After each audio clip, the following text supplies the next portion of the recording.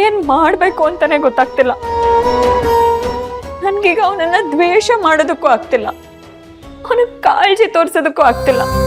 ಅವನ ಜೊತೆ ಇದ್ದು ಅವನ್ ಸೇವೆ ಮಾಡ್ಲಾ ಅಥವಾ ನ್ಯಾಯ ಬೇಕು ಅಂತ ಹೋರಾಟ ಮಾಡ್ಲಾ ಒಂದು ಗೊತ್ತಾಗ್ತಿಲ್ಲ.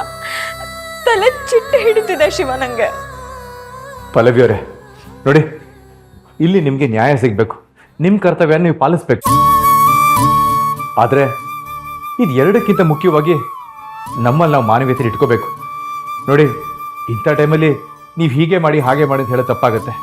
ಆದರೆ ಒಂದಂತೂ ನಿಜ, ನಿಮ್ಮ ಆತ್ಮಸಾಕ್ಷಿ ಏನು ಹೇಳುತ್ತೋ ಅದ್ರ ಮೇಲೆ ನೀವು ಸ್ಟ್ಯಾಂಡ್ ತಗೊಳ್ಳಿ. ನಿಮ್ಗೇನು ಸರಿ ಅನಿಸುತ್ತೋ ಆ ದಾರಿನೇ ಹಿಡೀರಿ. ಆದರೆ ಹೆಜ್ಜೆ ಇಡೋಕ್ಕೆ ಮುಂಚೆ ಒಂದ್ಸಲ ಯೋಚನೆ ಮಾಡಿ ಅಷ್ಟೇ.